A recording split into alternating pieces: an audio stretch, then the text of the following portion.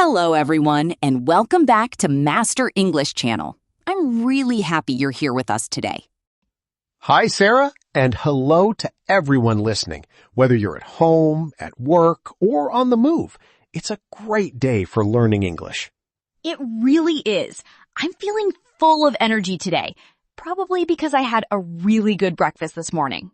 Breakfast makes a big difference. Now that you mention food, I'm actually starting to feel a little hungry, too. Already? We just started. You'll have to wait a bit before lunch. I know. But talking about daily life always reminds me of my routine, and that's exactly today's topic, right? Exactly.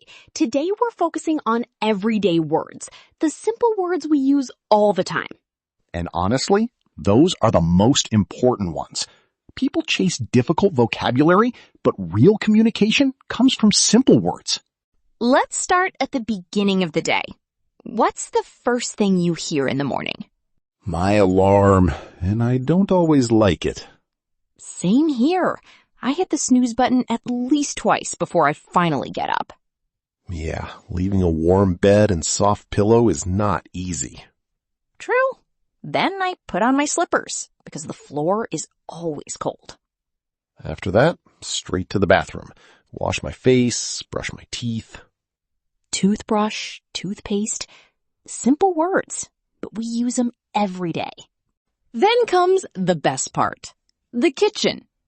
Yes, I usually start with water, then make tea. I love the sound of boiling water. I go for coffee.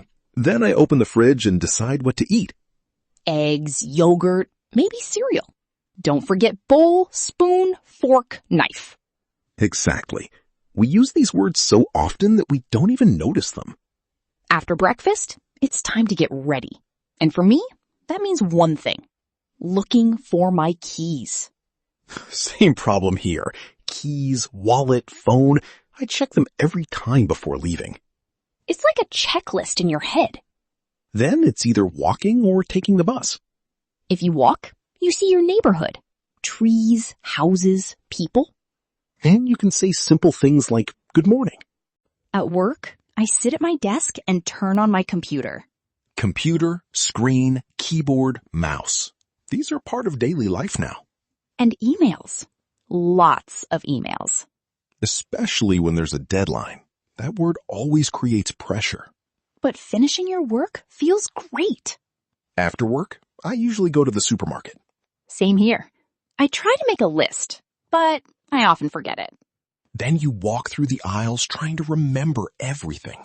Milk, bread, fruit, and things you don't actually need. Exactly. Then you go to the cashier and pay. Card is faster, but sometimes cash is useful. When I get home, I take off my shoes immediately.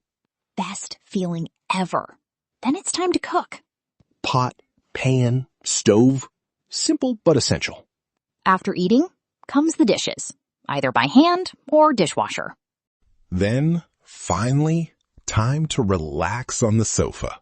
With the remote control. Or maybe a book. Yes, but I usually fall asleep after a few pages. Before sleeping, don't forget to charge your phone. Modern problem. Where is my charger? Then, set the alarm, and the cycle starts again. Today we used so many simple words to describe a full day. And that's the point. You don't need difficult English. Focus on the words around your daily life. Look around you right now. What do you see? Name it in English, even in your head. That's how you start thinking in English. If you enjoyed this episode, don't forget to like and subscribe. And comment the word daily so we know you're practicing. Or tell us one thing you do every day in English. We'll be back soon with another episode. Until then, keep practicing. Goodbye, everyone. Take care.